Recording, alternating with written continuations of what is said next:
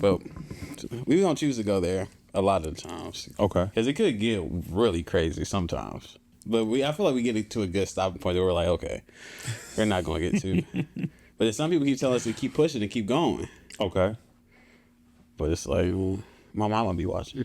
So you got to be careful. Not really. Okay. But kinda. Is your mom like the type to comment on your like I'll post a motivational status and my mom will be on there right away. Good morning, Samuel. Yeah, like, the automated post. Yeah, she just click comment and the next button else. You feel me? Was like, yeah, like you could have text. Yeah. With love. Yeah, because like my mom would like comment on a post or like a story or something like that and be like, beautiful family, and she'd be in the picture. Like you was there with us, right? You are here. You are. That's hilarious. You are in this photo. That is hilarious. That is in this photo, man. So no, but shout out to the moms. You know, they just trying to show support. They just trying to show us that they love us and that they care. Yeah. I gotta shout out my mom real quick. If we are live and recording, my mom just had her birthday. Happy birthday, moms! I don't know when this will drop, but it don't matter when it drops because happy birthday and I love you. Happy birthday, mom! And I'm sure you're gonna find a way to watch this because that's what moms do. Right, for sure. Shout out to my dudes, man. How was your mom turn? Man, she turned, don't let me get to lying. Yeah. She's in her 60s for sure. Oh, she's born in 1963, so she's in her 60s for sure. Same. What's ill, my mom is younger than my oldest sister. Yeah, and so my sisters do the same thing on my posts, which I love them to death. Yeah. But they're very quick to respond, and they got a little age on them. Yeah. Little seasoning. Little seasoning. Right. That's right. That's right. They more, on their LeBron tour. We'll say that. You feel me? Yeah. That part. Yeah. Yes. You know what's crazy about LeBron is that he's been in the league longer than he's been a lot. Like, he's been in the league longer than his time out of the league, which is crazy. The sustained excellence is wild. I was a sophomore, I want to say, when LeBron went to the league. Married with 2 kids now. Crazy. He's still doing it. When you get out there with your kids and you're athletic with them or compete with them, you get after it still, or like are they at the age where they're beating you or they're close to beating you and you like, okay, I'm pulling out before you can get that dub. Like, where are they at in that kind of process? My daughter runs track. Okay. I'm faster than her. Okay. Off top. All right. She's great. She runs 400, 200. I'm faster than her. My son, so I'm the assistant coach on his team. And so the dad and the pride thing, being the coach, I won't let him beat me unless, because he's nice. Yeah. Unless he like, that was a smart move. Great. Like if he does something excellent basketball mind-wise, I'll let him get his shit off. Yeah. Or if he pull me out there and I'm in my slides, he got his Crocs in sports mode, and I don't want to break an ankle. Yeah. I might let him get his thing off. Okay. Yeah. Because my nephew just recently moved back, and he was like, "Let's go to the Y." I was like, all right, we can go to the Y, and we shot around or whatever. So we was playing. You play to the point where it was like, okay, I'm about to lock you in now. I let him get up like 6-3. I was like, all right, we can't do this no more. So definitely had to, post work, going to the layup, going to the, the mid range. I'm getting to my spots where I know you can't fuck with me. Yeah, on top. We gotta get it in. I ain't going out like no buster. Well, exactly, for sure. But welcome to another edition of the workshop, man. Let's get a round of applause for that. And we have a very special guest in the building today. Brax behind the board. Shout out to my dog Brax. He making sure the camera is right, angles is good. I'm in my, what they call my L Cool J vibes. I don't know what you want to call it. He's just making sure the angles is good. That he could be in vogue. We got special guests in the building. A man with many words, right? With a way of words for sure. Former artist, because I feel like once you put out art, you're always an artist. Yeah, always an artist, motivational speaker, life coach, podcaster as well, host, MC, whatever you really want to put his name to, he can do it. My dog Sam, how you doing today, bro? Oh man, that was a beautiful introduction. Yeah. I thank you for that first and foremost. Man, I woke up alive, baby. Yeah, like I woke up alive, man. Yeah. I always say that's the best way to start the day. 100. So what? I seen you yesterday. Seen you yesterday at YGB Studios Fashion Show. Shout out to Mark and what he got going on over there, and all the creators and models and everybody that was in the building. It was a good showing for the city, I would say, for sure. What's your overall? What'd you think, man? You was hosting. You was in your bag, getting people together. Yeah. Everybody, getting everybody to feel the vibe or clap their hands, stomp their feet, Something. whatever you needed them to do. Yeah. What was your overall take over it? Man, I think it was a 10 out of 10. Yeah. And I try to give Marcus flowers at the end of it. I think it's really dope that somebody can execute their vision and people be bought into the vision. You know what I mean? Like, doors opened at 6. I want to say it was seating in the overflow by 6:45. Yep. City showed up. The models was on point. Clothes, fire. I got to model some of them without modeling. Yeah. DJ Cadence was going crazy. The Empanada lady, I don't know if folks know, but like the Empanada lady, Argentina's Empanada, she like won or is a finalist on Food Network. Damn. So it was just so much dope shit happening in one space, man, like at one time. So, and shout out to the Commerce Club too, by the way. Yeah. Shout out to everybody involved. Shout out to everybody involved. Like I said, it was a great time. We always had this it's always a segment in the workshop, man. We call this segment "Get Something Off Your Chest." Ooh. So this is a time where you have your own platform, but you may be on this for a different platform. Maybe you want to say this on somebody else's platform, or you may have gone through something this week that you liked or didn't like, and it's been on your mind. You just want to get it off your chest. Is there anything that you need to get off your chest? Man, that's a grand question, and it's funny because I was watching some of the episodes. I'm like, he probably gonna ask me that. And, yeah. I'm like, yo, and I got one similar. It's like, can I talk my shit? Right, like, and that's what I'm thinking right now. Like, what do I want to say? Right. And off top, I can't think of nothing too wild, crazy, but I will tell you, man, something that I'm always looking to get off my chest is 2-part. Men gotta stop acting like busters. Damn. Right? Like, and I want to expand a little bit. Like, men got to stop acting like busters, and I think out loud, so bear with me, interrupt me where it makes sense. But, like, you see, like, the dating shows and things like that, and all the time these men are, like, talking wild to the women. It's corny as shit to me, for one. Then you see men online arguing with women. That's corny as shit to me. You see men not taking care of their mental health. That's corny as shit to me. That's like buster activity. Not taking care of your kids, buster activity. I think men have like lost in our opportunity to express in the field, which is important. We've lost our masculinity. And I want to make sure I don't lose my words in that, but like, men can't lose the masculinity. Like, it's one thing to like, yo, I feel my emotions to the max. They're mine all day. But then to act on them in a negative way is like a buster. Yeah. Right? So to recognize like, yo, I'm sad today. I still got to take care of business. Still be able to take care of business helps you avoid moving like a buster. Like, find somebody to talk, have that conversation with. See, now you about to give me my whole thing. And I'm about to go all over the place. No, with get it, right? your bag.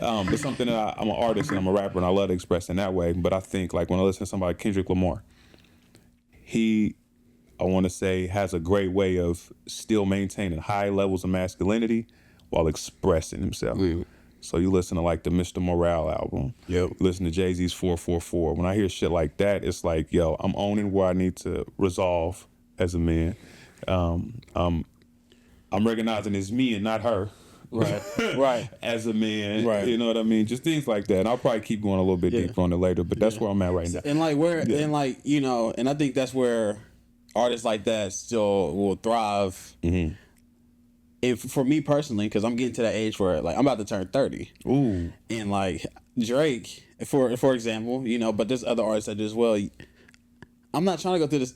I'm not in the same cycle that Drake has been rapping about for his entire life, right? Like I'm not trying to be in the streets, in the club. I'm not getting like barrettes in my hair. Like, I'm about to be 30 years old. I don't paint my fingernails. You know what I'm saying? That's not my thing. Yeah. And you listen to an artist like Kendrick, J. Cole, Jay-Z. They're expressing how they feel as a man. You know what I'm saying? What they go through, but they still keep it player to a certain extent. They keep it to where you can understand it as well. It's not surface level, it's deeper than that, but you can understand where they coming from. So when a lot of people say like they don't listen to Kendrick or they don't do this, it's like I kind of judge your character, but not judge, but a little bit. I judge your not just emotional intelligence, but like your maturity level. Yeah. Right? Like art is truly an imitation of life, and if art is an imitation of life, like what type of art are you consuming? Yeah. Like now I ain't gonna hold you. I'm in the gym. I'm on the most ratchet shit. I got Ralph 9 rocking. You know what I'm saying? I got Boss Man D-Lo rocking. For sure. I'm It's getting the time to and place it. for everything. It's time and place for everything. Yeah, you know. But the artists that I take to identify like similar life traits with, like that's who I want around. So like kind of going back to the Drake thing, like I listen to Drake and I see brothers that live the Drake lifestyle, the Future lifestyle. Great artists, don't get me wrong, but it's like, yo, if you got kids, if you working towards a career and these are still like the premises that you live in your life on, and like you kind of lost, bro. We in Wichita.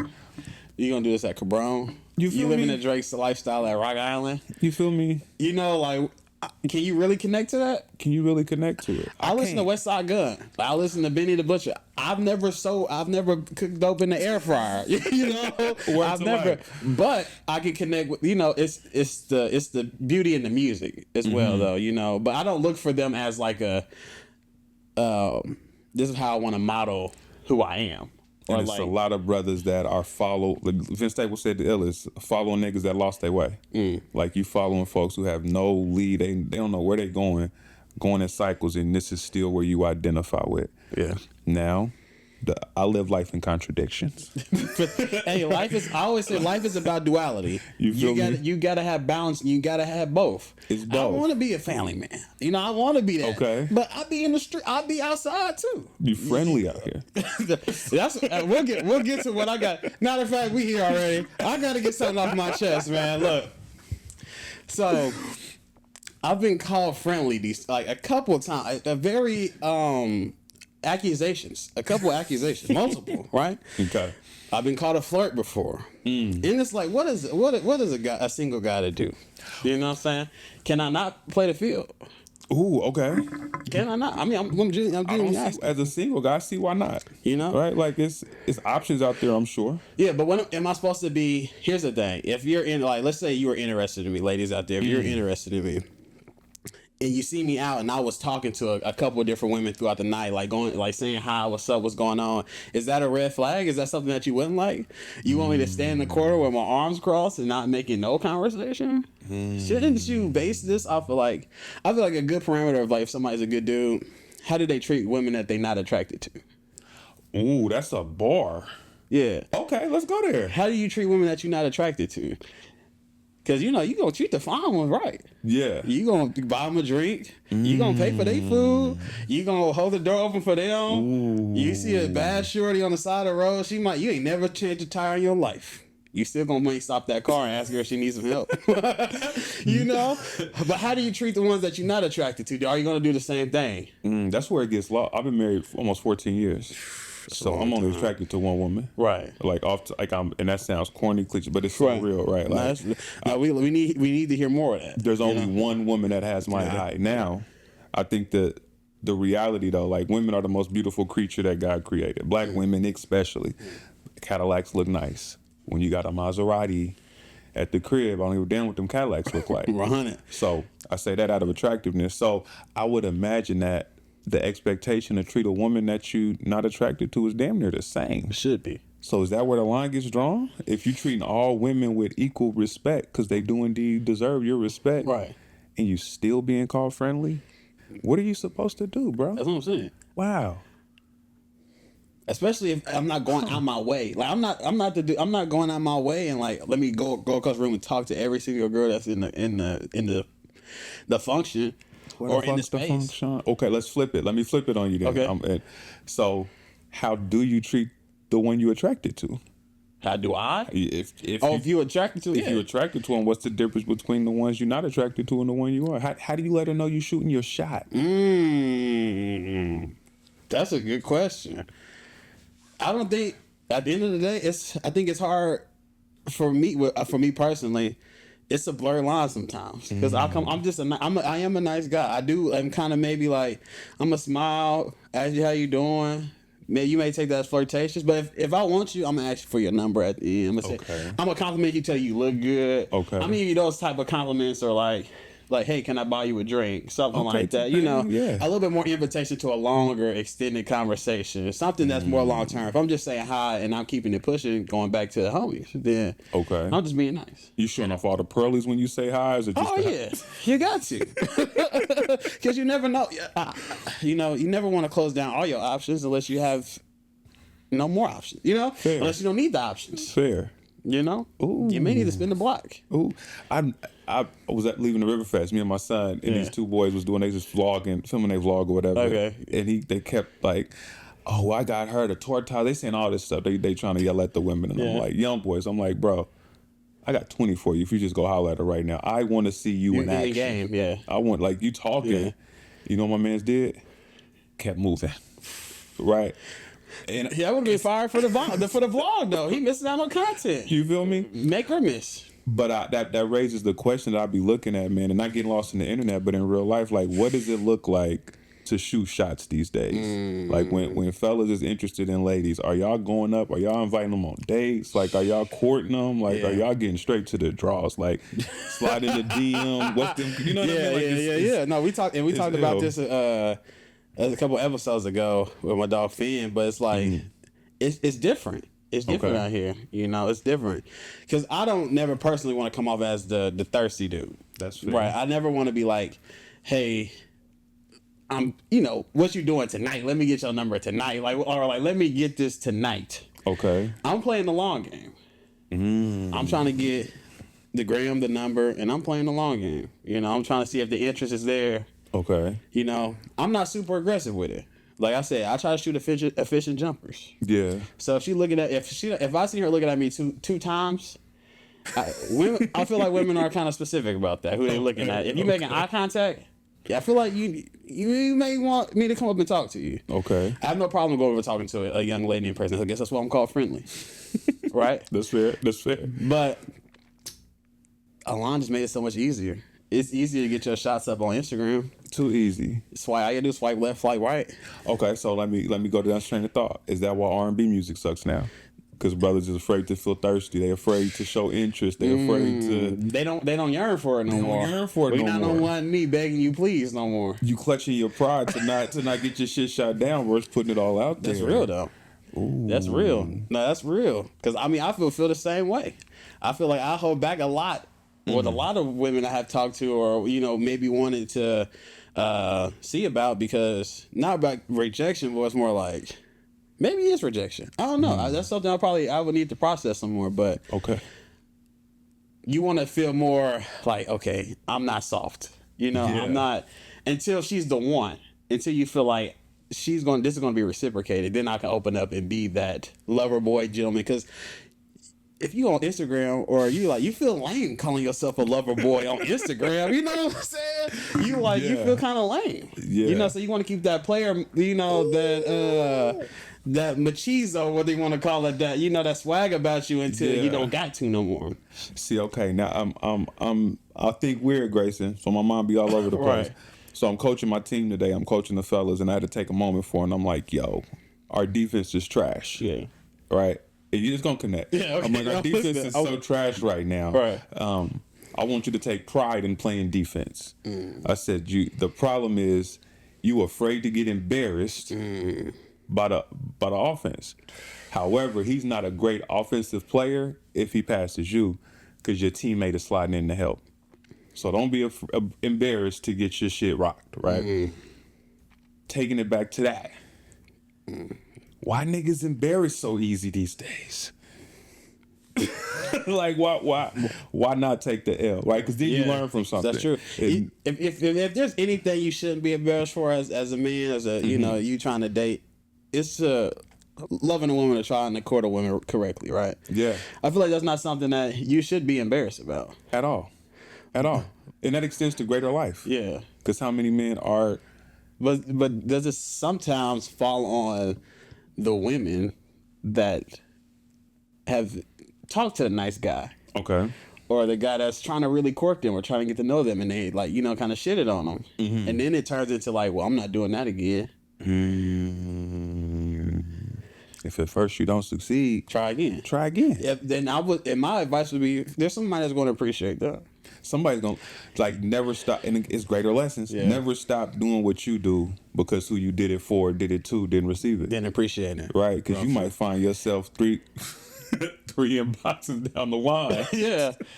Right, that's moving with your mission. Right, but for sure. You know what I mean, in real life. And again, that's just something that, as I talk about men being busters, or moving like busters, rather, it goes into that. Not saying use a buster for that, but No, you know what I mean? Like, no, for sure. it's that pride thing. And I think brothers let our pride get in the way too much. And it's men's mental health month, so I got to I was about to bring it up. Let's go there, man. And pride is a killer of man, right? Like pride, either lacking pride or having too much pride, like puts brothers in a box that doesn't allow us to be our greater selves.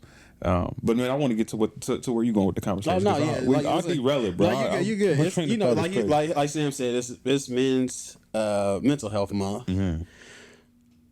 If there, because in Wichita, I feel like it's been a lot of you know, a lot of deaths recently, or a lot of crucial just life situations that have had people in maybe bad spots, or you may have lost a loved one.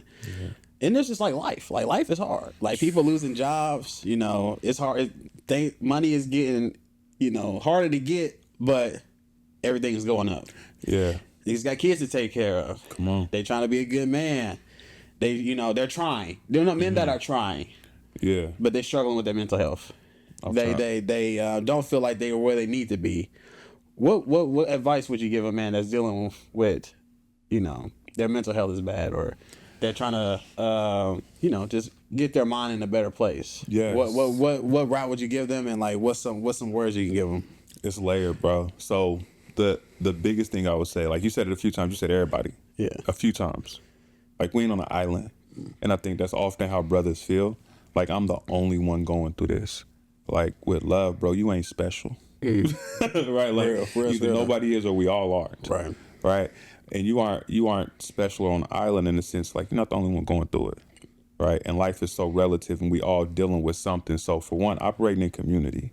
Like not having so much pride where you can't let your brother know, like, yo, I'm struggling today. Like I'm dealing with this today. Like, yo, money is like having a community of brothers that you can have those honest conversations with. For one, I think is the greatest start, because then not only are you holding yourself accountable, but then you got room to hold them accountable. On top of that, I truly believe in therapy.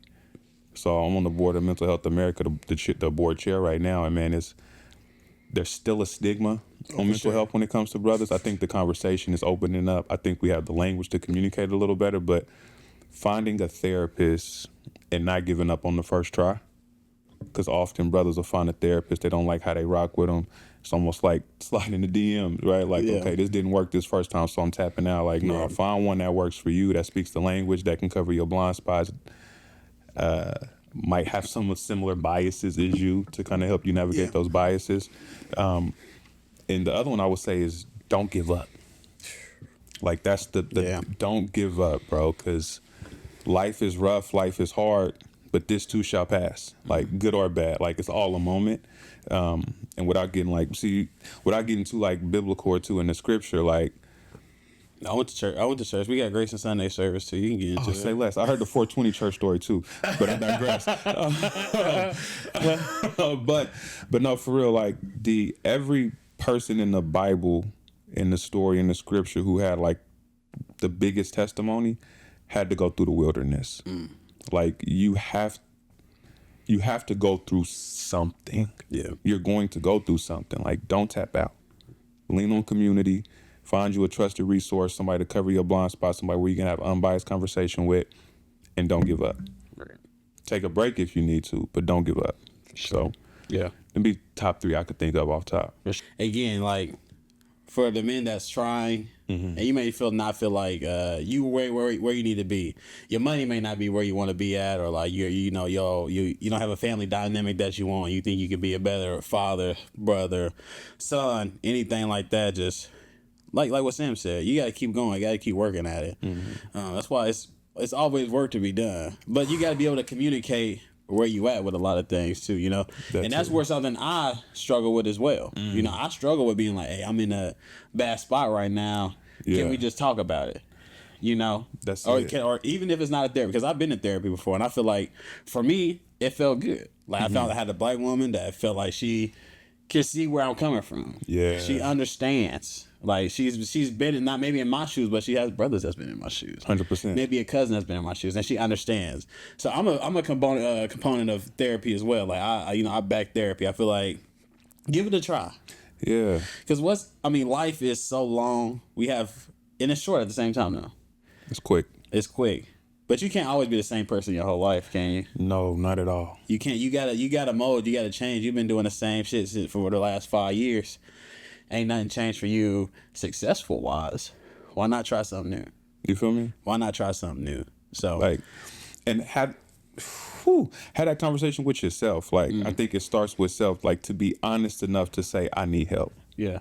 Like, and then if it's a text message away, like, it's so rare, and it's a lot of metaphors and all of that good stuff. But just think like, yo, if the brothers that I associate with, if I can't communicate when I'm struggling with this group of brothers of mine, it's just the group of brothers I need to be around. Right.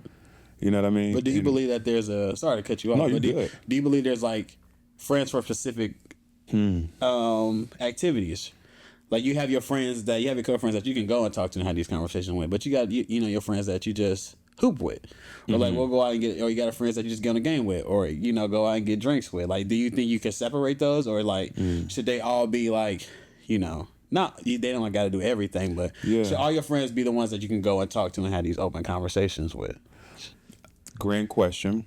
I think there obviously definitely has to be a trust built amongst friendships, right? And there's definitely, you got groups of friends for different things, but I think there's beauty in blending those friendships. Like, how do you know, like, this friend that you hoop with ain't the one that you can holler at about it, because you don't know what they dealing with or what they've been through, right? And I think brothers especially, so I got a 16-year-old daughter, and she's changed friends a lot. Yeah. You know what I mean? Right? Like, with love, respectfully, just the way women navigate emotions, navigate impulses, things like that, and just what she stand on, what I've taught her. Like, I totally get it, what her mother's taught her. But also look at, like, my son and his friendships. Yeah. He might have a homie that he went to 3rd grade with. They don't talk for a while. Then they in middle school together and they friends again, like heavy.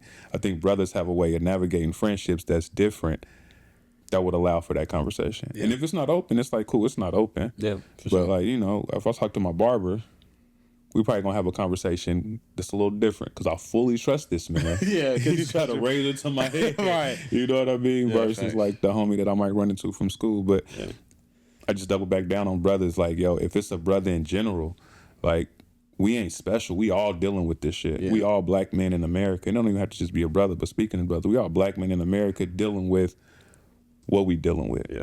All right. And we don't got to deal with it alone. For sure. No, for sure. So, man, if you're struggling with it, resources. There's resources out there for you. You always got somebody that got your back, man. If you need to tap into the workshop, you want to call in, you just want to shoot us a DM. We'll look out for you. I'm not a therapist, right? Mm-hmm. But you may watch this episode and be like, man, I'm on to change something. And this what this is about, Yes. So, nobody's going to... Yeah. And if you're not ready for a therapist, right? Because therapy addresses the root. Like, they address where you came from and how you got here. They're going to get to where it hurt. They're going to have you really thinking in the mirror like, damn, childhood, like, where did this come from? But go ahead, yeah. But if you like, yo, I get it. I'm self-aware enough to not want to navigate that right now. I'm just trying to look, how do I move forward? Yeah. Holla at me. Mindset coaching, right? That's what I do. Like, yo, if you got goals you're trying to achieve, if you're just lacking with having a clear vision, I think that's a lot of things with brothers too. Like, we don't have a clear vision of what we want in our life. Mm-hmm. We know what we've been told we should want, but we don't have a clear vision of why we want it, right? So we able to have that clarity of like, yo, this is my value system. This is what I stand on. Can't nobody push me off this. Here's what I want out of life. Here's where I see myself. Okay, now what goals do we set to align with that? And how do you hold yourself accountable? Or mindset coach help you hold yourself accountable to that. So I just had to give myself that. For sure. Yeah. Tap in. That's what we here for sure. But we talk about men with and we talk about accountability, right? Mm-hmm. And I don't know if you've been seeing a lot of this discourse about like holding other men accountable. For, okay, like, talk to me. It was a lot of conversation around maybe his name is Deontay Kyle. He has a podcast. He does like TikTok stuff. Okay. Well, basically, just what he was saying was, like the men that make women uncomfortable, the men that are like predators, the men that are doing that, other men should be held accountable for, like, all men, basically. Like, so basically saying, like, if you see that, take accountability and go fix that. Off top. Right. So what I'm trying to bring this to is that, let's say you see your homie doing wrong in front of you. Mm-hmm. And when I say wrong, I mean he got somebody at home. We out in public, they not doing right. How do you address it? Do you just let, at the end of the day, he a grown man, he make his own decisions? What do you do? That's because that's hard, man. It ain't that hard for me. Okay, what you do? All right, let me know. I'm holding my brother accountable. Okay. Like off top, with love. Right. Like, my nigga, you out of pocket. Yeah. Right. Like, think about it, because right now you not thinking. You not your best self. I'm not gonna tell you a lady.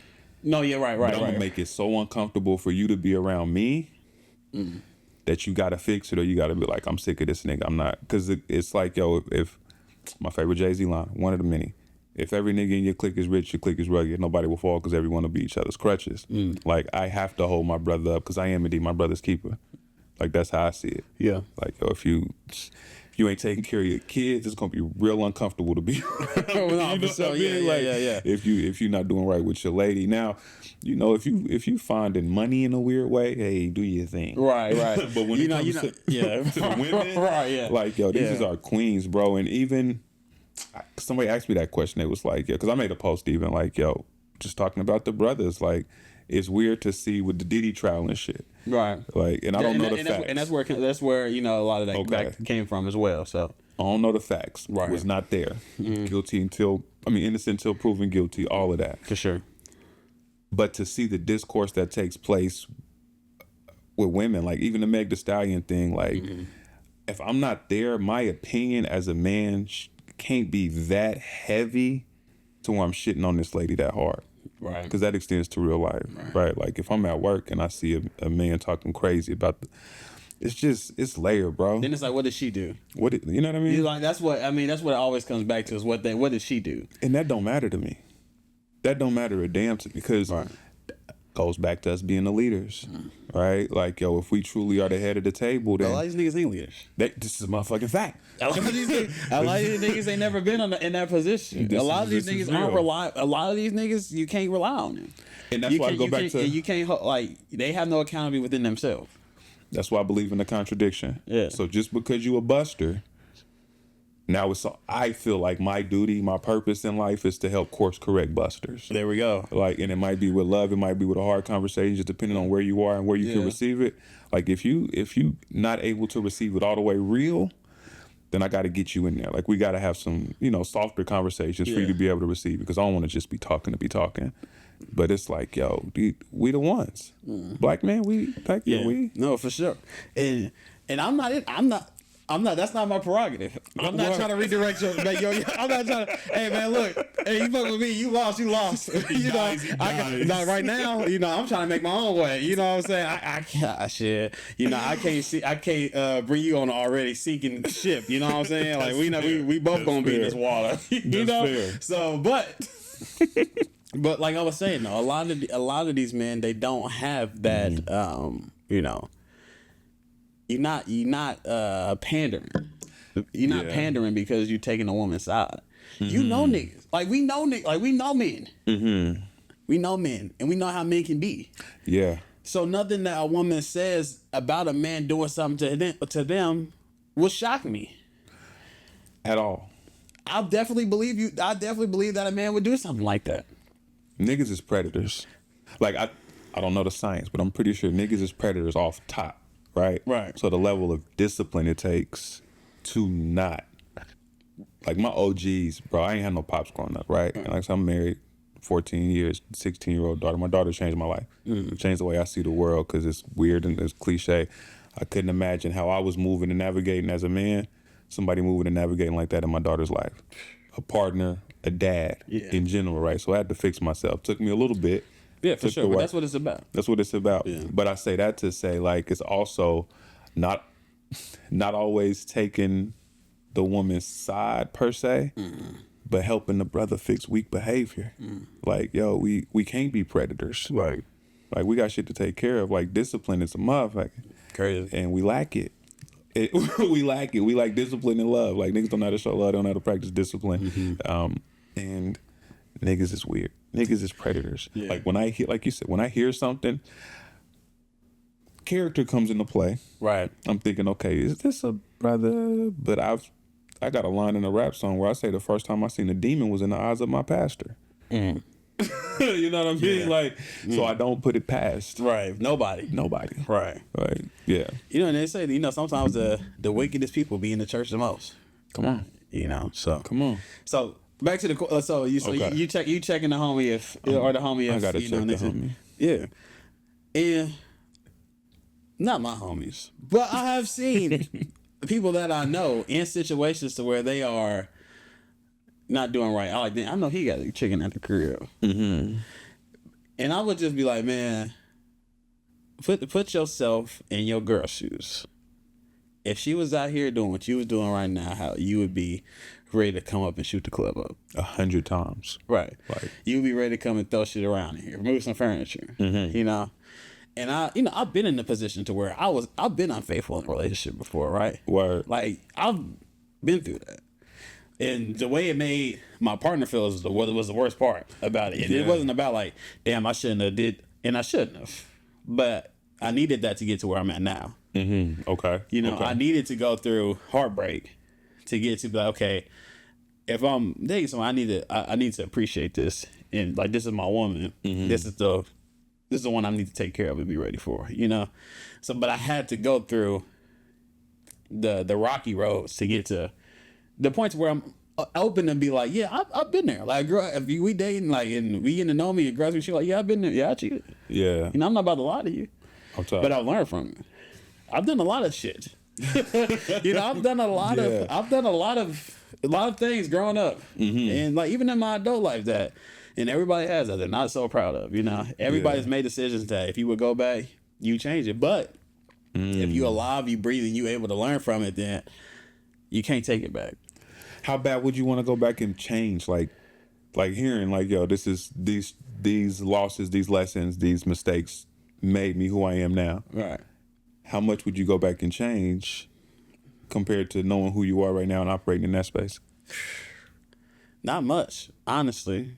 Because I feel like overall, I mean, like, I'm not a bad person. You know? Word. Or when I was making those decisions, it wasn't with an ill intent. Like, you know, I'm about to, you know, cause havoc or be evil or just do these things. More like not knowing. Okay. But you only know when you've done it. When you make the mistake and it's like, damn, okay. Yeah. Shouldn't have done that. Either learn or you talk. Right. And niggas don't like to get taught a lot. Oh no. Oh no. Okay. So question I asked you, you mentioned 29 earlier. Yeah, 29. Yeah. A question I love to ask on Thinking Out Loud is, what would you tell yourself 10 years ago? 19-year-old Gracia? Yeah.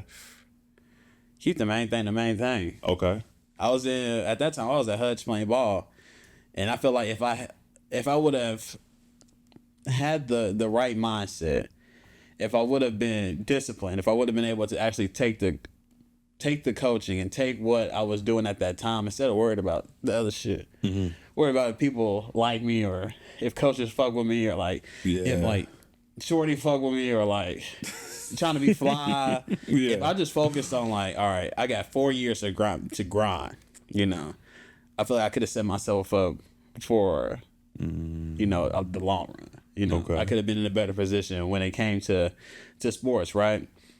But that's the only change I would really say. You know, I feel like I work like much harder than I was lazy then. Okay. You know, I'm not afraid to admit that. Like, I was lazy. I didn't have discipline. Like, I was dreading going into weights, dreading going doing all these different things. You know, but something just clicked when I got into adulthood where I was like, okay, I need to, you know, I'm on it now. Yeah. So it's just, you live and you learn, right?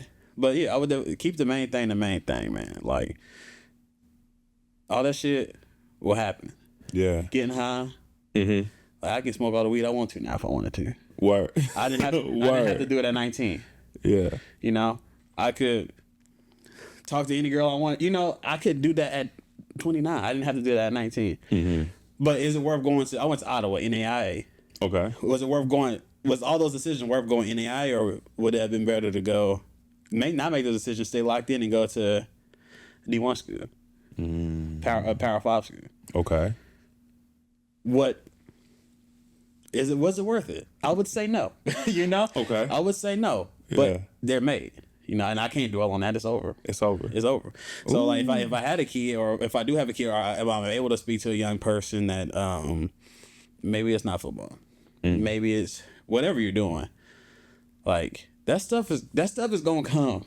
Yeah. These girls that you messing with now, when you at 19, you trying to get them. You're not gonna even remember these girls when you turn 29.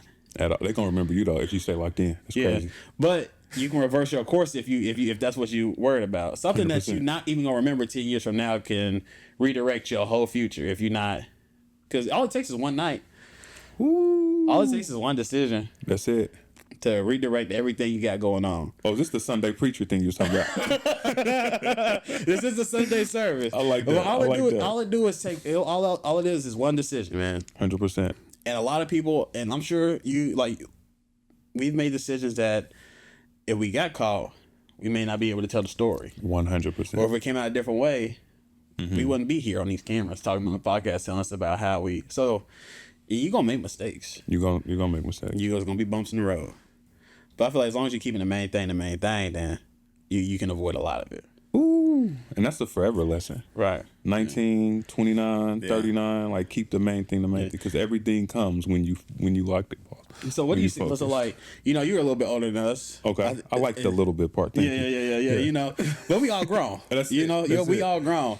So what do you feel like, you know, men your age, people your age, and then you will see like our generation and maybe even the younger generation, because you coach basketball. Yes, 12-year-olds. What do you feel like maybe not missing, but what's the difference?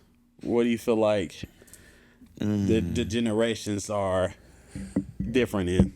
So I think my generation, so I'm like 9/11 happened my freshman year, right? First black president, first time I got to vote. Technology crazy, smartphones crazy. Right, we went from Black Planet to MySpace to we at, you know, it's like, you know what I mean. So there's so much changes in technology, access, and resources. So like my generation, I think the biggest thing we try to beat down the next generation on is like y'all don't realize how easy y'all have it, quote unquote, right? Because of the ease of access, because of the resources that are out there, the amount of information, which. On the contrary, right, can be overwhelming. It can be a lot. It can be analysis paralysis, all of that stuff. But I think inside of that is the work. It feels like the work isn't appreciated. The process isn't appreciated because you can look up and see somebody's highlight reels without knowing what they was doing in practice, right? Not just in sports, but in life. Yeah, for sure. You can look at somebody's life celebrations and not realize what they had to go through to get there. Right. And so the appreciation of the process is the biggest thing missing. And the illest part of that is that like the younger generations don't know that y'all are missing that. You know what I mean? Yeah. So it's like, yo, if you don't know what you're missing, you can't miss it. To answer that question, I really think that's the biggest thing, bro. It's like, man, trust the process, appreciate the process, like go through your ups and downs, your moments. It's gonna be valleys and peaks. This shit ain't gonna be overnight at all. And the idea of overnight success is crazy. That's what they think, though. They see, like, these kids, they see Casanat, or they see Speed, or they see the streamers, or, you know, I guess whatever you want to, like, you know, artists. Yeah. All these different people are content creators, and they want to do that, YouTuber. They don't understand that. They've been streaming every day for 365 days. And they started at 0 followers. And they done, you know, like, you know, they done been through the ringer. It didn't, like, it wasn't overnight, you know.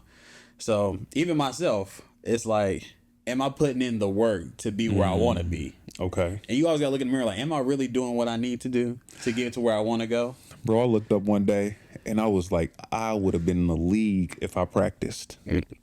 That's what I was saying about what I said myself 10 years ago. Yeah, like, just the practice part, man. Let me ask you this: what do you think? Y'all generation wise, what do you think are like my generation, older wise, millennials? What do you think we miss when it comes to understanding and relating to y'all generation?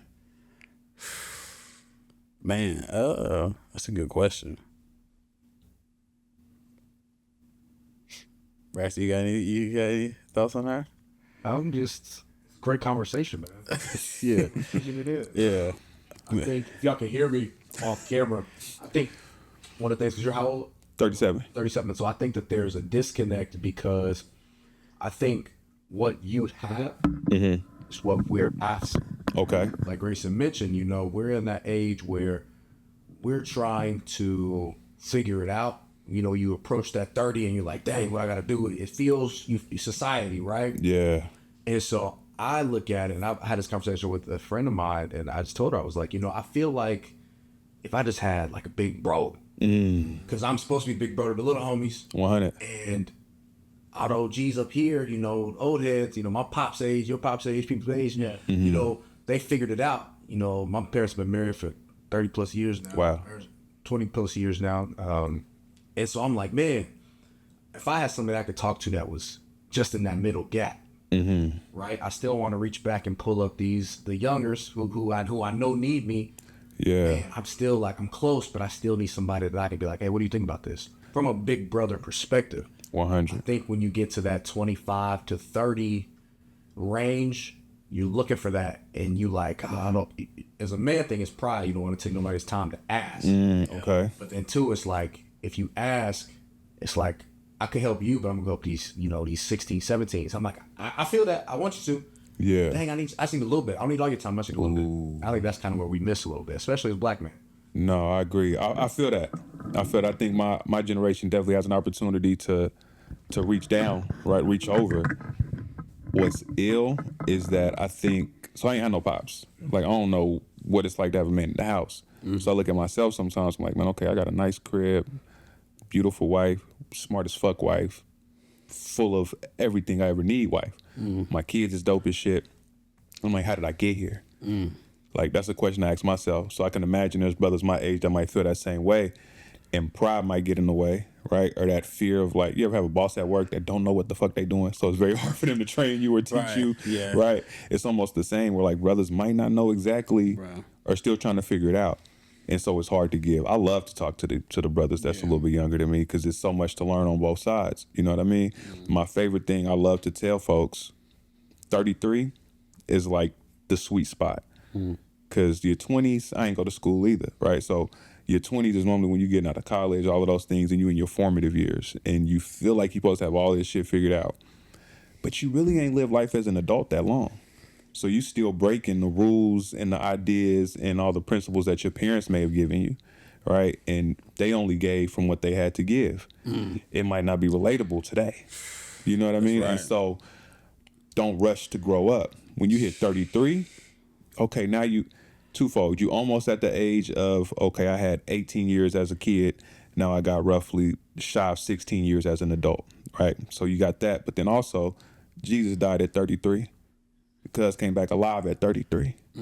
You know what I mean? So it's like, yo, there's a metaphorical death you almost got to go through. You got to kill yourself, kill some of your pride. You got to die to yourself a little bit to become the man you're going to be. And that doesn't happen until like your 30s, or if maturity forces you there. Yeah.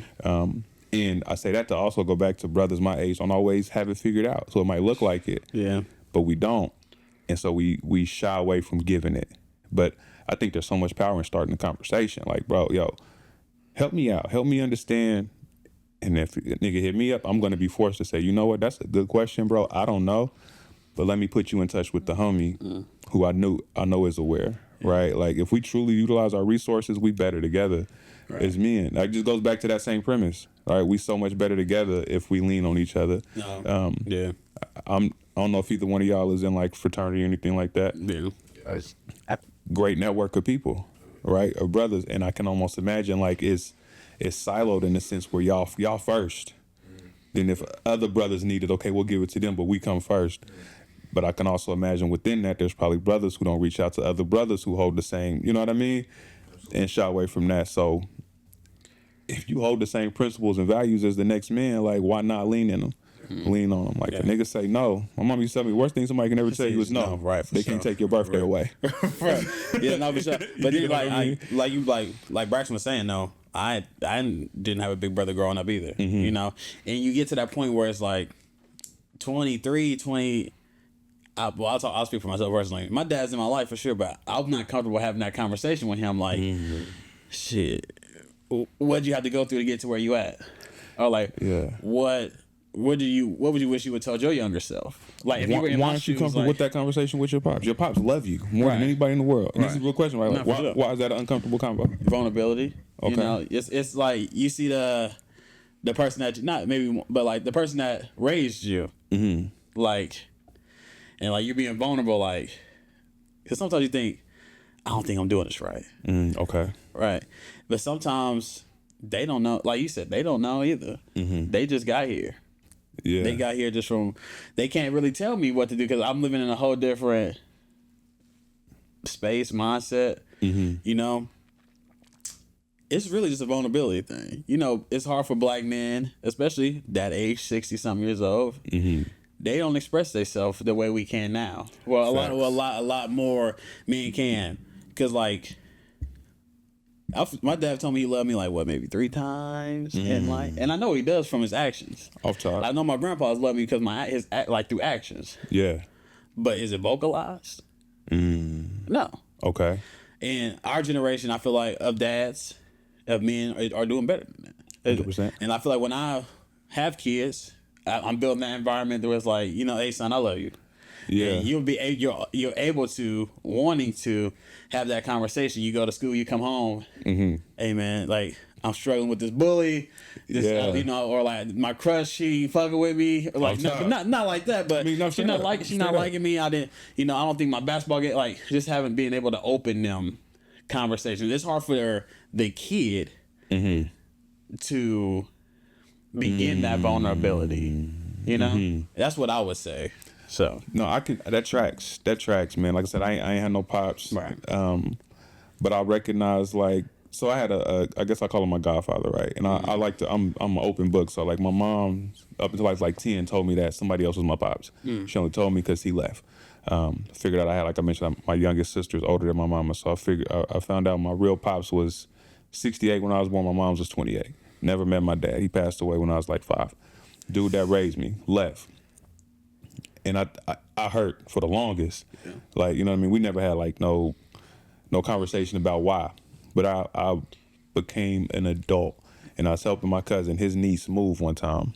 And all the resentment that I felt showed up because he pulled up to help too. And I hadn't seen bro in a long time, right? Yeah. I'm a father at this time. And as I'm looking at him, I'm like, I just want to tell you I forgive you. Hey, that's big. Because I'm a man. That's big. And I can only imagine what you was dealing with as a man when the opportunity to communicate the way that I can communicate wasn't there. Right? So I say that to say, and he was so appreciative, so open. It opened the door for conversation, right? Yeah. So even as we go back to like you talking to your pops, like I think older black men they don't even know how to start the conversation. Right, yeah. So if it's presented though, it hits different. I just did this Father's Day event the other day, and it was really dope because it was nothing but it was a majority older men, older black men, and we was talking about legacy. We was talking about the whole man, like keeping it 100. Had life insurance, financial advisors, me speaking from a mindset coach perspective, and a therapist. And I mean, these brothers on the edge of their seats because these are conversations that they don't traditionally have. Right, but they OGs, like they want that, they thriving for that, and so it's ill the same way we talk about like wanting a big brother. I think the older black men too are wanting somebody to start the conversation because niggas ain't having it at the barbershop. Nah, you know what I mean? More, Not no more. You know what I mean? And I think there's room for us all to holistically like bring each other into our worlds. Like help me understand how y'all dealt with this back then. I think the biggest regret that me and my grandpa had a real relationship. The biggest regret I had with my grandpa is that I never sat down and asked him how he got to where he was at, just because our relationship. But I mean, he was the first minority contractor here in Wichita. Left Mississippi to go to school at WSU, like back in the day, like all types of rich history, and I never explored it. And I regret that because I don't know what informed how he moved and navigated as a man. Yeah. I'm chuckling, but it's almost like we talk back to relationships. Like everybody want that old school love. But they don't know what the old school was having to deal with to keep that love. Women didn't have as much privilege or they couldn't just leave and go. They couldn't just dip. Yeah, they can just get on Instagram and find somebody. You feel me? Suitable match. You know what I'm saying? So all these cousins you got, it's your actual cousins because your grandpa, instead of having somebody to sit down and talk to, he fucking the pain away. Yeah. Right, like he got hella home. Man, it's ill. I'm not saying, but they don't know what. Like we talk about, like when people say they was born in the wrong generation, and they usually be talking about like love, like but Grandpa, hey, he got mystery kids. Like Granddad that got 10 kids and 5 from here, 2 from here, 3 from here. Fam, my pops was married, but they took care of the house for sure because Grandma didn't have the option. I mean, but she did. She couldn't go and just. Women are. Doing so well for themselves. Yeah. And they are so empowered and they're doing such great things that a lot of times they don't need us. Oh, but they do. But they do, right. And we need each other. That's right. We need each other. And that's where, when I say back to brothers being busters, like we forget that. Like you need your lady. Like you need that balance. You need that feminine side to keep you whole. Right. Right. Yeah, because I'm never going to be the dude that be like, I don't need a woman. Because I do. Like I feel like, and to expound on that, like the richest man is when they find a wife. Then they find they better half. Not even they better half. They find somebody that they can confide in, somebody that they can build with. We're not meant to be alone. At all. We're not meant to be alone. So when a man finds, like, being rich in life is having a wife that cares about you, that pushes you to go forward, that is, has your kids and loves you and is willing to do whatever it is to keep this house in order and then keep you down. Come on. To be able to hop on the grill, see the kids in the backyard. Kicking it. To be able to have movie night with the family. That's the riches in life. Do you feel me? The money makes it comfortable to do that. Facts. The money gives you the ability to be like, hey, let's all go on the road and let's go on a family trip. Yeah. But the real riches in life is having the people around you that love you. Exactly. That love you, man. And they say he who finds a wife finds a good thing, bro. Right. And it's like it's so essential to our masculinity. Right, to have the feminine side, and then also recognizing like feminine, masculine ain't exclusive to genders, right? Like I got some feminine traits. I ain't gonna hold you. Like I'm like my emotions. I'm aware of them, right? And I think being emotional, whatever is quote unquote like a more feminine trait. Like the masculine piece is more logical, fight or flight, like all of that stuff, right? Right. But I think to like the power in having a partner. The power in having somebody to lean on, to talk through. Like, bro, just imagine how many the world been at war for forever. Our whole lives, right? Yeah. But before our lives, you know what I mean? In BC, in the Bible, they was in war. Niggas was at it. Yeah. Never in a time of our life where niggas was not at war. Yeah. But think about how much it's contradiction. Yeah. But think about how much conflict has been stopped because a woman has intervened or interfered to tell a man, like, bro, you sure? Yeah. Like, calm down, right? Like, those kind of things. And, man, it's powerful when a brother is able to lean into his lady and his lady lean into him. Like, we talk about leading and submitting, and that conversation is always fun to me. Look, what you about to say? I'm not really into that. Like, I'm not into like the 50-50 conversations. I'm not into like those type of conversations really. Okay. Because why you just bringing 50% of yourself? Why can we both can't have 100% in this thing? Come on, brother. Listen, is it not what's mine is yours and what's yours is mine? That part. So why is 50? Like if you need, it should be a partnership. It should be a team. Yes. Why are we bringing half of what we got? Why are we not bringing 100? That's me and my wife's marriage motto. Right. Right. Is 100. In the sense to where if I'm struggling and I'm at 70%, she has 130 to keep us covered.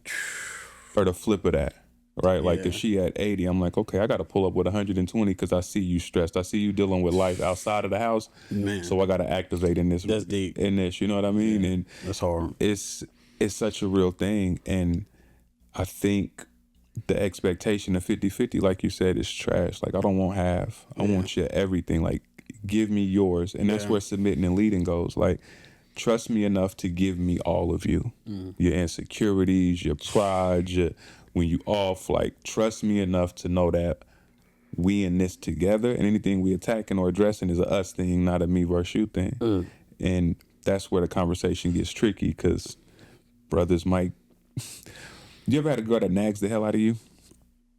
Like, she I can imagine. I have not, but I can imagine, right. But it's like, yo, she's always on your back, always on your head about something, right? It took me a minute, but there was a time my wife would be like, she would always say what we need to get done. Yo, we need to mow the lawn. Yeah. We need to. I'm like, you not mowing the lawn. I'm mowing the lawn. Right. Yeah. Like, it would be those little things she would say. And then it hit me one time. I was like, I went to my mom's the same day. My mom was telling me what we needed to do. And I'm like, oh, this is love showing up. This is love talking. I don't like how it sounds. Yeah. Right? If I was a weaker man, I would really be offended. Yeah. Because why are you telling me what to do? Why are you nagging at me? But women have this motherly trait that shows up. And when it shows up, we don't always recognize the love that's behind it. Niggas might take offense. Yeah. Because, like, why you bother me? Why you on my head so much? Like, no, nigga, she love you.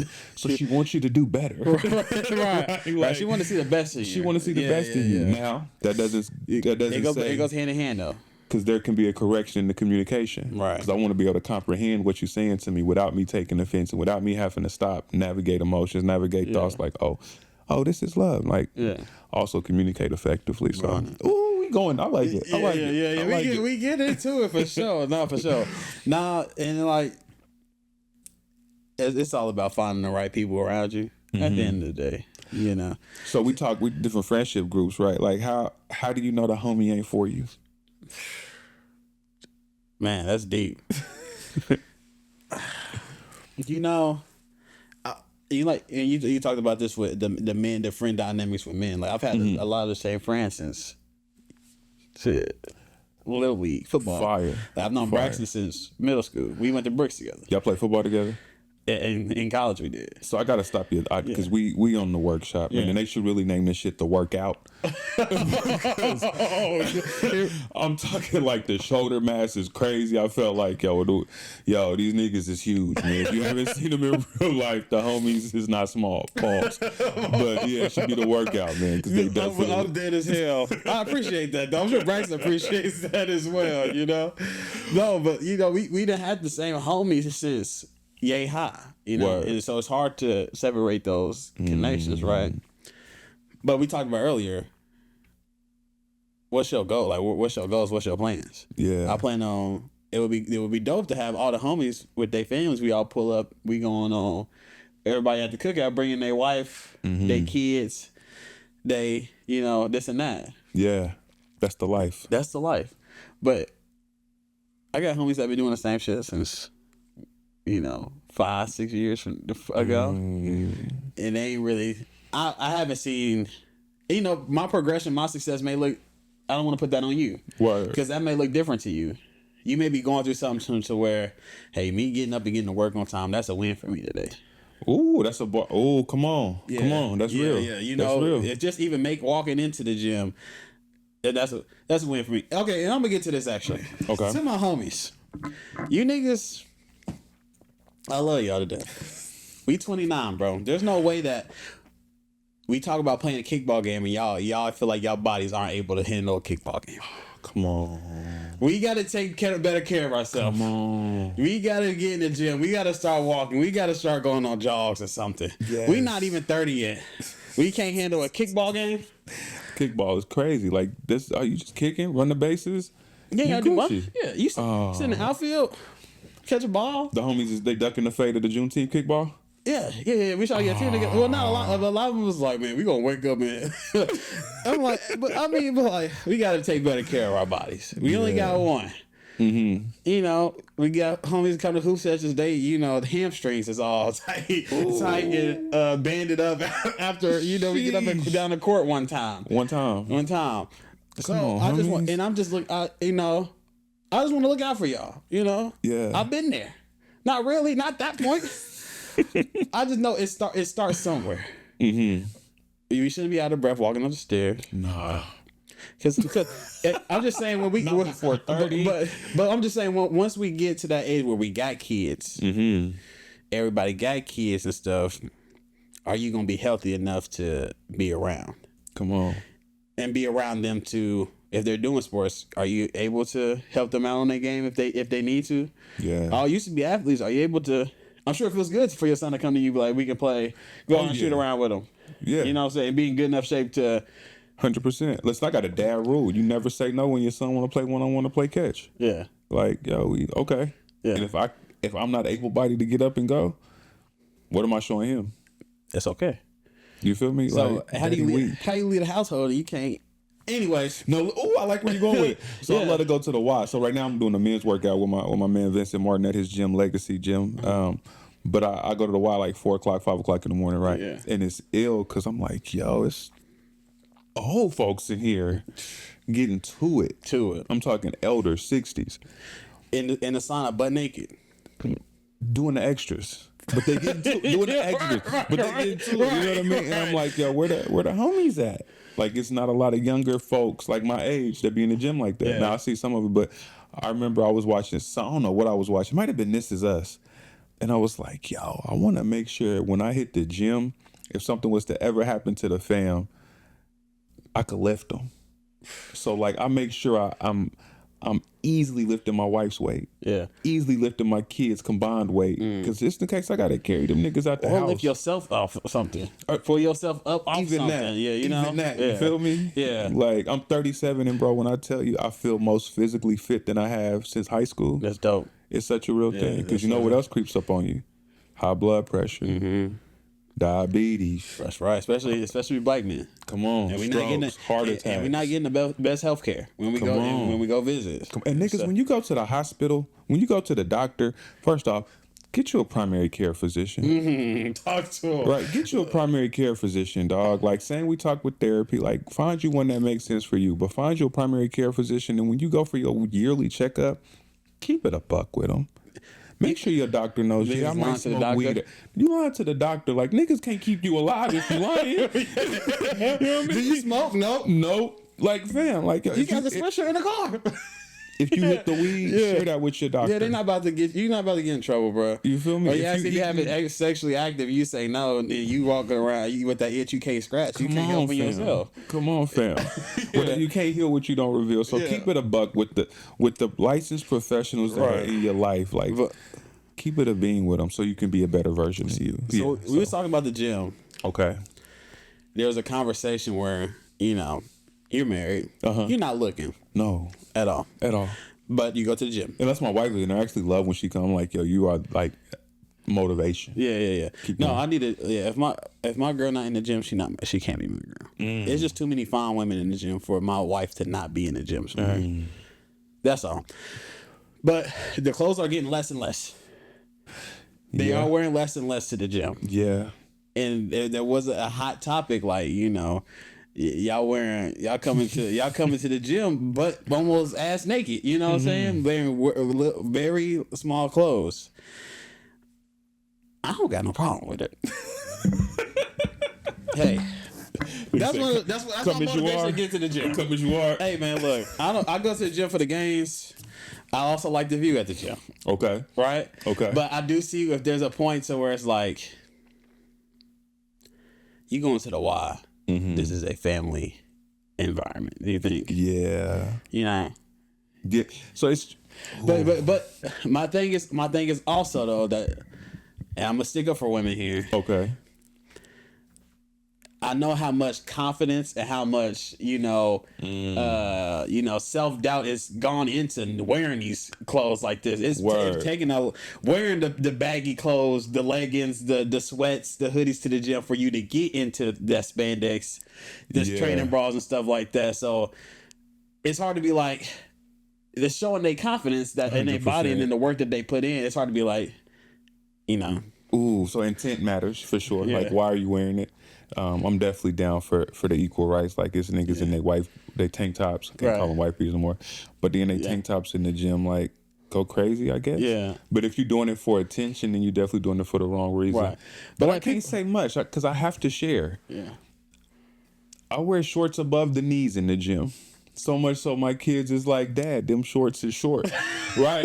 Right. But I like You wanna to show the game. You feel me? So Yeah. I totally Get understand. it. Yeah. But the thing is, ladies, I'm sorry.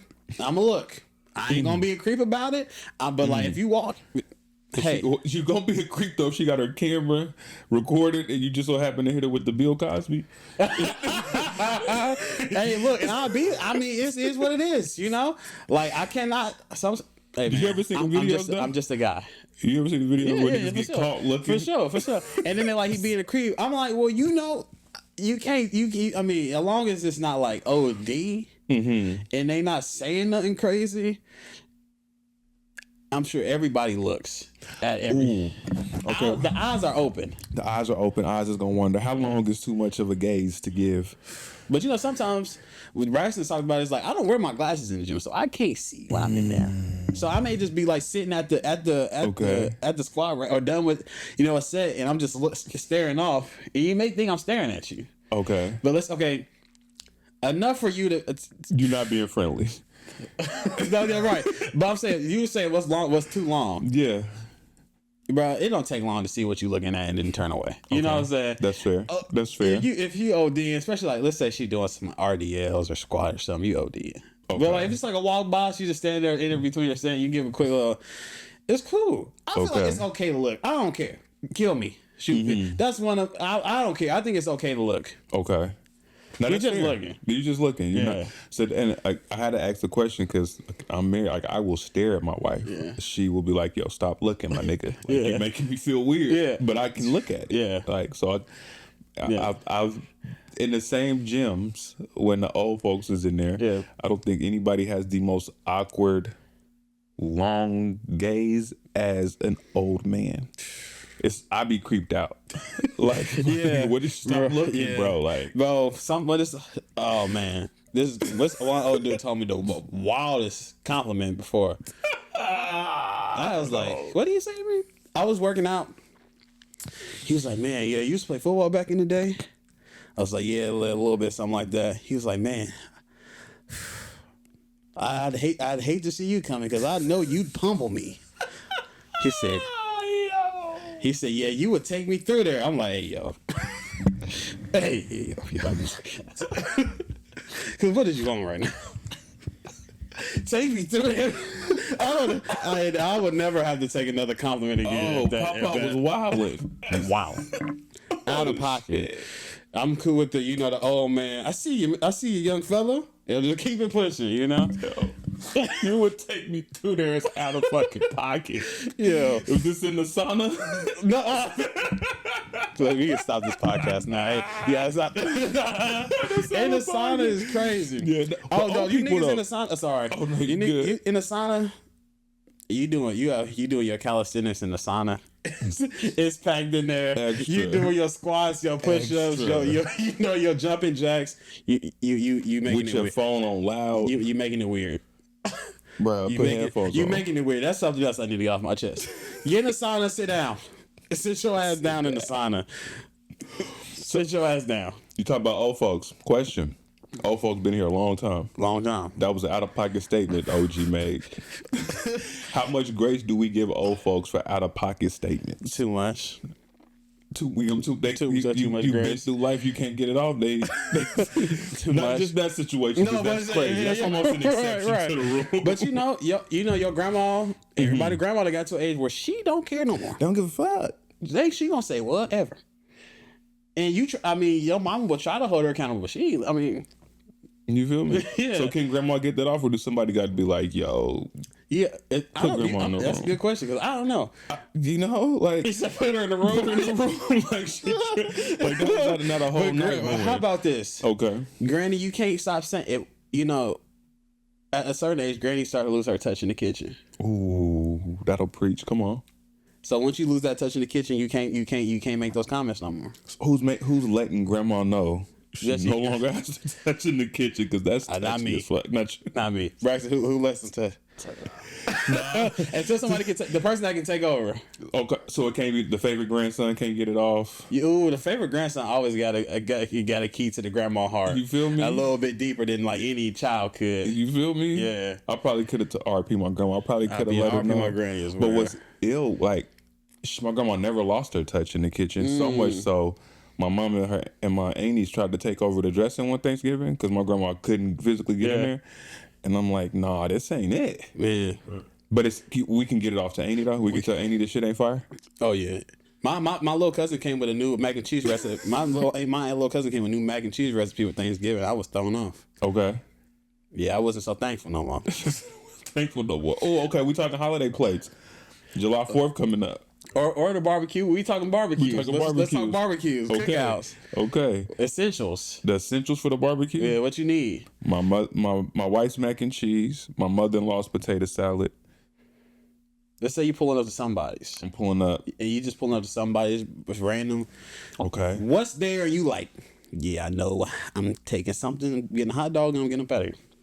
Oh yeah. If I see pasta salad out there, I'm probably going. Maneuver a little bit different direction.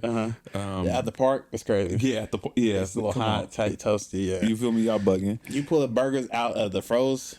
Yeah, you got the box of burgers. Yeah. No. Anything store bought. Unless you're feeding everybody. You feeding like a football team. You feeding the church. The frozen burgers is cool. Because you feeding over 100 people. The kids' birthday party? Kids. Yeah. I grew up in an era where I couldn't get a rib. Yeah. I couldn't get the chicken. Yeah. I had to get a hot dog and hamburger. Yeah. Hey, my kids spoiled as fuck. These days, they get the ribs, they get the chicken, they get everything they want. My kids getting brats, motherfucking shrimps, listen to skewers. I might grill some salmon with the limb. Like, listen, they get salmon, all of that. I ain't know what salmon was until I got out of my mama's house. Yeah, now if they homies is there. If it's the best friend, they getting a hookup as well. But if it's gang them, nah, fam. Like y'all definitely on the frozen patties. Get them glizzies, gang. The Little Caesars $5 joint. Yeah. Like we gonna make this stretch. But they got one or two friends that I'm like, I'll go all out for because I cook. Yeah, like I'm really like that in the kitchen. So I like to take care of them. Yeah, so, for sure. But yeah, my kids, the seafood boils. Yeah, son, I never had a seafood boil as a kid. No, never knew what the fuck crab legs was. My mom would do crab legs every now and then, but like my kids is like dad when we having another one. I'm like, y'all really spoiled as fuck. Bro. You got siblings? I know you don't have kids. I got an older sister. Okay. Yeah.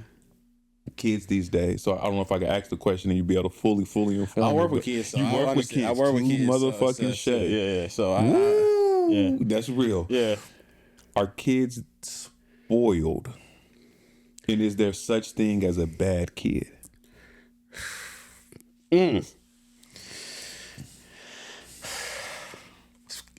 Let's start with the first one. Okay. I feel like kids are spoiled nowadays. And I'm not going to sit here and beat around the bush. Okay. But I feel like a lot of parents, a lot of people are not softer, but they're a lot more conscious of how they treat kids and like how they was treated. And they don't want to repeat those same cycles. Yeah. And I feel like a lot of, especially single mother households, they just trying to make their baby happy. Okay, that's real. They just trying to make sure that their baby taken care of. They doing it on their own. And yeah, they spoiled. Like I work with kids. I work at summer camps. Like, if I'm sitting here telling you your kid doing this, then you got an excuse for everything that they doing. Okay, not my baby. You know your son. They did it first. You know your son. Yeah. You know how he act at home. 100%. You think he act different when he come to camp? Ooh, hold on. But you also need to get them kids, and a lot of people are sheltering their kids from a lot of things. That's real. Get them kids in camps. Get them kids into extra. Let them be around them hood babies. Yeah. They got to grow somehow. They got a little character. They got to grow somehow. Is there a bad kid? It's hard for me to say no because I work with a lot of these kids and they are a little bit. You need a little bit more time with some of them. A lot more kids are more diagnosed with ADHD. They are diagnosed with high function autism. They are more diagnosed with these different ailments that, shit, if we see the homie and he got English, math, and in the same class. in the same class. We just call him slow and keep it pushing. He wasn't diagnosing anything, you know. Yeah, but a lot of these kids are allergic to peanut butter. Yeah, you know, nobody was allergic to peanut butter, so I started working with kids nowadays. You know, allergic to eggs. You know, free all of that. So I don't know what it is. I don't know I don't know what's in the air. But like a kid, I can always give them like they're just a kid. For sure. They only learn what they taught at home, or they got something that they don't know how to regulate. Yeah. You know, so, and a lot of these kids come from crazy backgrounds, man. I got kids that I done work with, been adopted. She talking about her dad was a sex addict. Like, how do you know that? You only 10 years old. Why are you able to tell me that? He got like 20 kids. Like, how are you able to tell me that? They going through shit that, you know, I didn't have to deal with. Imagine. Exactly. So I try to show grace. But at what point are you like, okay, you are a disruption to the rest of the kids that are trying to? That's a bar. You're a disruption to the cause, or like to the whole unit. You're a disruption. We can't continue to do that. And then being able to have the discernment to recognize how do I still serve you, right? While being able to serve the bigger collective, right? Ooh, that's a challenge, man. So I worked with kids for a long time. I even got a program at Sowers Middle School, Sowers High School, Word to Life, which is really dope. We use hip hop poetry for mental health, right? Right. And what I love about kids these days is they will let you through their behaviors, good, bad, or indifferent, let you know if you're their safe space. Right. And so like a lot of times when kids might be on the extras at school, it's because they had no other space to be a kid. I mean, you know that, of course. I'm just saying that. We're talking to the viewers. Yeah, talking to the viewers, man. It's so beautiful though to have that privilege. Yeah, like yo, you feel like you can be bad as shit here, but then when you get home, you so buttoned up, or you got so many responsibilities that you probably shouldn't have as a kid. Yeah, right. And I just love that kids will tell you that they don't lie. Through their behaviors, through their actions. Yeah, they telling y'all not secrets, but they telling y'all business at these camps and at school. They tell everything y'all doing, saying to these kids, they regurgitating it. I know it all. All of that. And that's so important. Like I don't believe in what happens in this house stays in this house. Like none of that shit. Like kids should know where trusted adults are to get their thing off. Because it's real. My house is the house. Yeah, that's dope though. My house is that's like the goal though. Come on, like your friends are welcome. Yeah, like come kick. My daughter told me one time, bro, and it warmed my heart. She said, "Dad, it was 2024." She's like, "You were 2023, Dad." And I was like, "Where? What that mean? What that mean? What that mean?" And she's like, "That means you kind of cool." Okay. And I was like, "Damn, that's fire." Yeah. But it's just being able to meet them where they are, a full circle conversation. Right, talk about big brothers and things like that. Like, there's so much power in meeting generations. Yeah. Like I remember niggas was like, "Yo, these kids is on their iPads too much. They on their phones too much." And you talk about Kai Cenat, like these niggas is making money off streaming. Yeah. You look at the pandemic, kids had no choice but to be on their laptops and be on their, you know what I mean? Like, it's just so many things like to shed, to welcome in, like when it comes to bridging the gaps. And we got that responsibility to help bridge gaps, to stand in the gap. And my mind is moving a million miles right now. Imagine the first nigga with a calculator. You know what I mean? Yeah. Like, it was probably like, that's witchcraft, that's sorcery. Right. You know what I mean? No, for sure. But being able to recognize like how things are moving, the trends, just the navigation of improvements in technology. But there is still a miss foundation wise of like, yo, but then sports kids can handle all this extra shit, but do you know that when I dribble at you, you're supposed to either cut or bring me a screen? Right? Like the foundational things are missing in life. So, yeah, sorry. No, we done got there, man. And I wish we had great to come in here with somebody that like who does this as well. Then the conversation is just flowing. Like I feel like I only had a couple of topics lined up, but we done went, wherever, whoever, we were talking about. But it's been some real conversation, something that I know that people are gonna love to hear. But we want to get a little bit into you before we get up out of here. We want, we always want to. Our people to leave with something like they know our guests. So if they see somebody like, oh, you was on the workshop, I kind of know a little bit about you. I like that. Right? I like that. So, artist, now life coach, right? What made you want to turn that to like, you speak empowering to people and, kind of giving them either resources or tools that they need and different things like that, the motivation to better themselves. Yeah, man. So all my music, so kind of going back to the music piece of it, I I would always rap. I talk my shit for sure, but it would always be substance. Like I told myself, I never rap about something I'm not doing, and you can only give what you got. So a lot of my songs would be kind of like motivation, or they'd be like empowering, as I'm still talking my shit, or just my life, right? So that was always there. I worked in corporate for I was a leader in leadership roles in corporate for like 10 years plus, in different companies, leading teams of like hundreds to 5, right? And doing diversity work, call center management. What I recognize that everybody people are people, and everybody want to be better.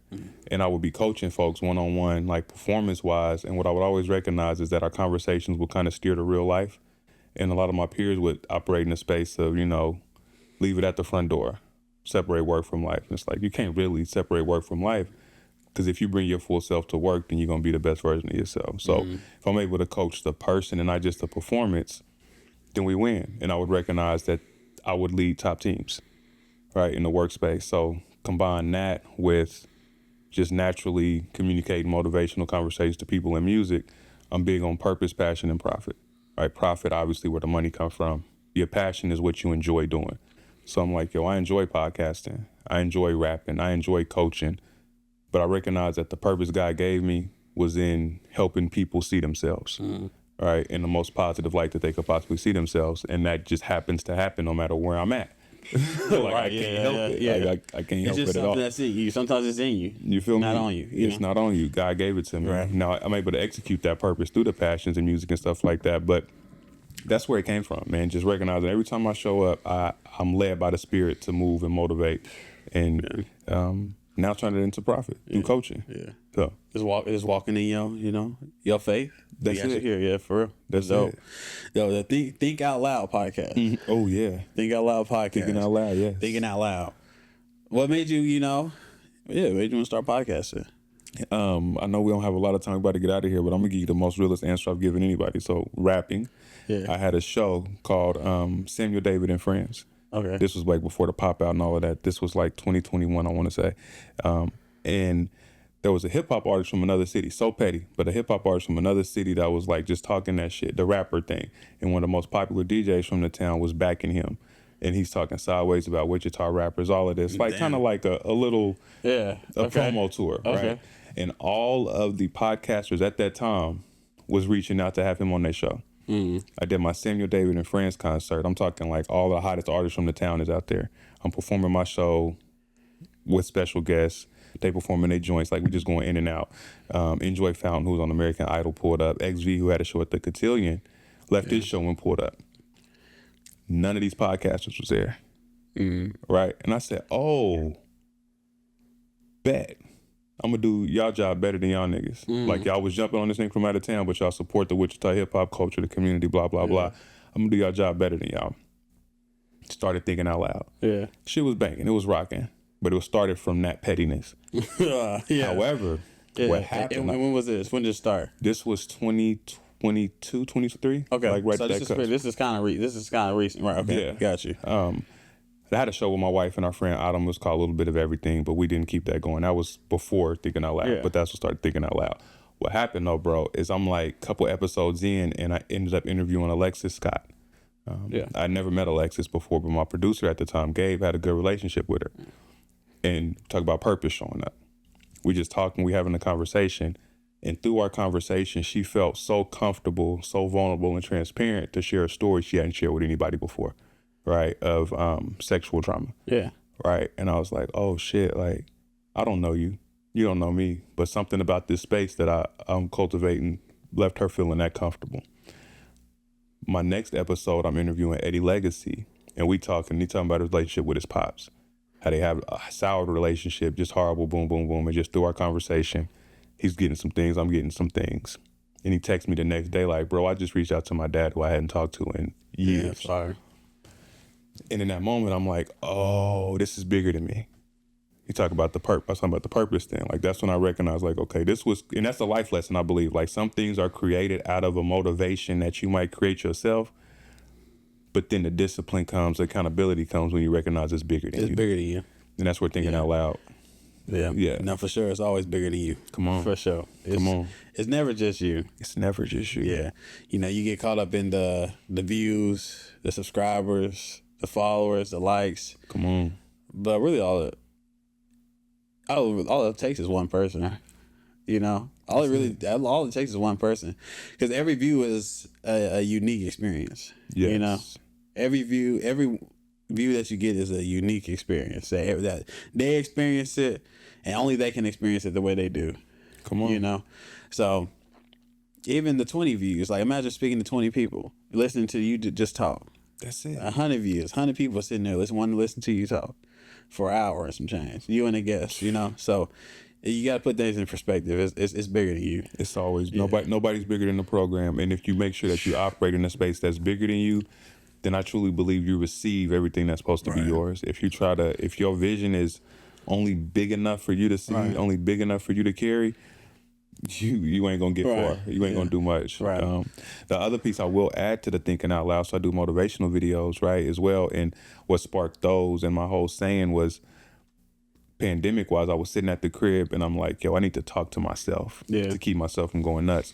So I would turn the camera on. I'm just thinking out loud. It's a conversation if you choose to engage, was the tagline I would do. And I would just record a video, whatever was on my mind, just to get it off my chest. Yeah. And then it turned into the whole show, going all things connected. That's right. No, I love what you do, bro. You speak power to people. You know, if you put on the ground. Some days, you know, a nigga need that. You know what I'm saying? Like, you know, a nigga to be like, man, all right, let me get on my shit a little bit, you know? Yeah. And, you know, everybody might not watch every single one of them, but, you know, you might motivate the next man like me, Braxton, somebody to be like, okay, let me get on my shit today, or let me change my perspective. So keep doing what you're doing, bro. For sure. I'm on it, man. We see it.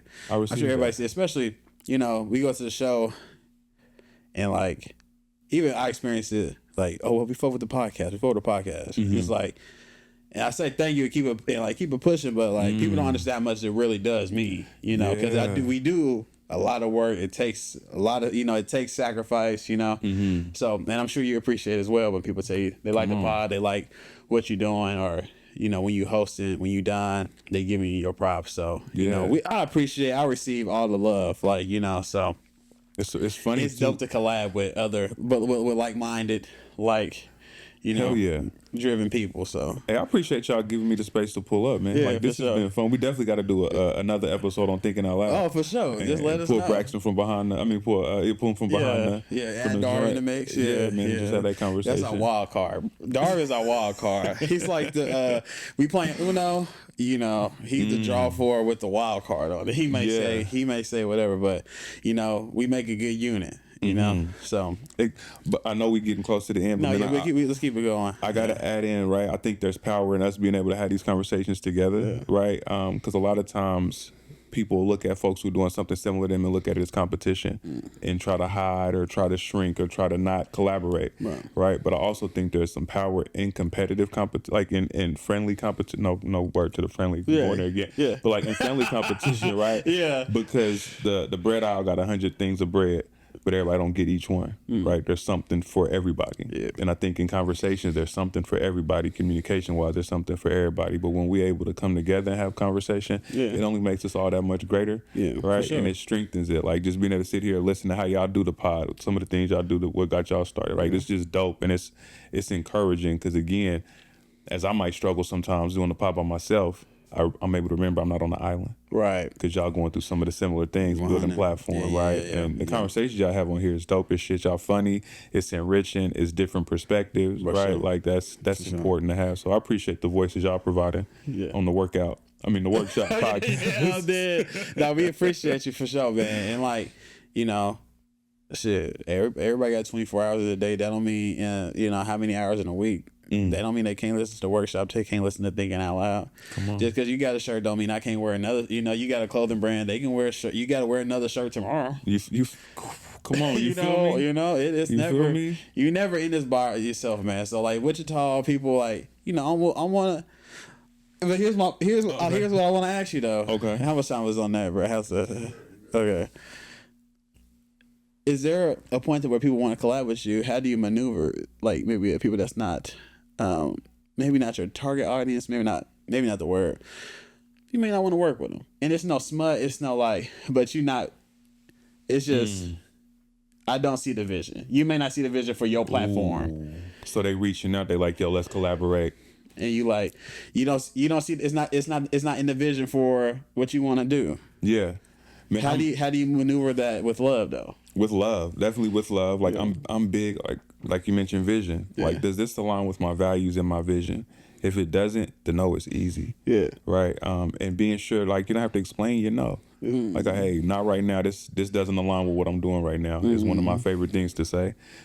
Or if I'm on the edge, I throw a budget out there, and I'm like, yo, yeah, it costs this amount. If people are willing to pay, then I'm like, okay, I'm not gonna charge you for real. Yeah. But you're so clear in your vision that you are willing to pay. Yeah. Let me see what you got going. Okay. Right now, if it's completely off brand, Yeah. No. Yeah. No, And it's no like again, it's no smut. It's no but like sometimes it's just we not you know, it's not we're not on the same. I love you. I love you from afar. I support you from afar. You know? Yeah. Exactly. So it happened when I was rapping. Yeah. It happened all the time. For sure. Guys say, can I get a feature? It's gonna cost you this amount. Yeah. Okay, I got you. Fuck it. Okay. You for real about what Yeah. you're trying to do. Yeah. I think it's the same with any type of brand collaboration. I see with my wife with her clothing, with her boutique, right? Like, people reach out and they want to collaborate. They want to do different things, and there's power in collaboration, but there's also power in not right now. Right. We not there yet. Yeah. Right. Right. Like, For sure. and only you'll know. I mean, that's a bar in itself. Only Yeah, you'll know. only Nobody you'll ever know. asked you to explain your yes, but your no need all the caveats. Golly. Like, respect my no. Yeah. Yeah. No means no. Come on. Come on. We know. Anyways, y'all go back. Y'all rewind. We talked about what niggas be. Yes, all the time. But no. Again, we gotta collab for sure. Again, we gotta do something. You know, I love to see the city succeed and collaborating and working together, man. I'm sure 100%. your audience gonna love this. My audience gonna love this, and maybe we make our audiences, Off top. one. And man, if they don't, I love this. Right. I have fun either way. These are my favorite conversations to have, man, because y'all ask great questions. Yeah. Right. And it's just genuine dialogue, bro. I forgot we had the cameras on for a little bit. That's what they say, and that's when you know you're doing. That's when you're doing it right. You feel me? That's when you're doing it right, man. So thank you again. I just got to double down. Thank you to y'all, man. Like, y'all putting in work. Yeah. It's funny because when I do my podcast, everybody started to give me praises and all this shit. I'm like, stop. I'm talking about you, and I'm doing it right now. Right. Yeah. Right? Right. Yeah. But for real, bro, Yeah. I think that's important, man. Again, y'all vision is clear. Yeah. Y'all mission is clear. I'm definitely prayerful and confident and hopeful that everything y'all reaching for, y'all striving for, continues to meet y'all halfway. That y'all continue to strengthen y'all strengths, continue to hold each other up, man, and just continue to take this workshop pod to the highest level possible. Like they say, sky's the limit, but that shit is a point of view. Like, That's real. When you hear, before we get back here, when you hear, there's always work to be done. What's that? What does that mean to you? ooh, that's layered. There's always work to be done, right? Perfection is not a real thing, but striving for excellence. And as long as you're waking up every single day, you have to recognize your small wins, celebrate them. But if your highlight reel is on tape, a cassette tape, VHS, then you got more work to do because it's old, right? Yeah. But no, man, in real life, like, there's always work to do. There's always spiritual work to do. There's always emotional work to do, financial work to do, physical work to do, mindset. Like, keep working on yourself, because my slogan with Best You Better World is when you're the best version of yourself, you make the world around you that much better. And you can't be the best version of yourself if you're not putting the work in. That's a word. Come on. And just like that, man, we again appreciate you. Tap in. You know, if you need some life coaching, you want to watch the pod, you need him to host something, MC, get the people going. Sam is the guy.